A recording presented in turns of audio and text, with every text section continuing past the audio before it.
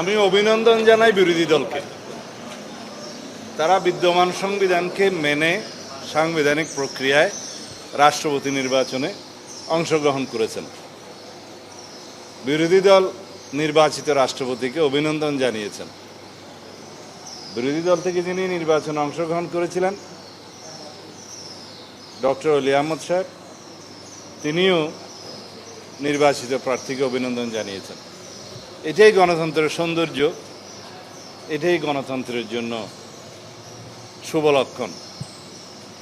বিদ্যমান সংবিধান অনুযায়ী রাষ্ট্রপতির পদ শূন্য হলে নির্ধারিত সময়ে রাষ্ট্রপতির জন্য নির্বাচনের যে আইন আছে সেই আইন অনুযায়ী নির্বাচন কমিশন তফসিল ঘোষণা করেন এবং সেই তফসিল অনুযায়ী নির্বাচন অনুষ্ঠিত হয়েছে।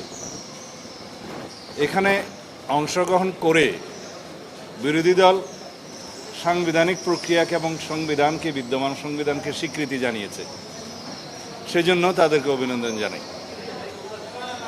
বাংলাদেশে গণতন্ত্রের চর্চার মধ্যে বিরোধী দল, সরকারি দল তাদের নিজস্ব অবস্থান থেকে বিভিন্ন রকমের রাজনৈতিক বক্তব্য দিয়ে থাকেন, কিন্তু দিন শেষে সাংবিধানিক প্রক্রিয়াকে স্বীকৃতি দিয়ে তারা গণতান্ত্রিক প্রক্রিয়া অংশগ্রহণ করেছেন। এটাই হচ্ছে গণতন্ত্রের জয়যাত্রা এবং গণতান্ত্রিক প্রক্রিয়াকে স্বীকৃতি দেয়া। এখানে আমি একটা বিষয় বলতে চাই, যদি সত্যর দ্বারা বিদ্যমান অবস্থায় মেনে নিয়ে বিরোধী দল সাংবিধানিক প্রক্রিয়ায় রাষ্ট্রপতি নির্বাচনে অংশগ্রহণ করে থাকে, তাহলে বিদ্যমান সংবিধান অনুযায়ী সংবিধান সংস্কার পরিষদের যে সদস্যরূপে তারা শপথ নিয়েছেন সেটা সাংবিধানিকভাবে টিকে না, এই স্বীকৃতি তারাই দিলেন। সেই জন্য আবার অভিনন্দন জানাই।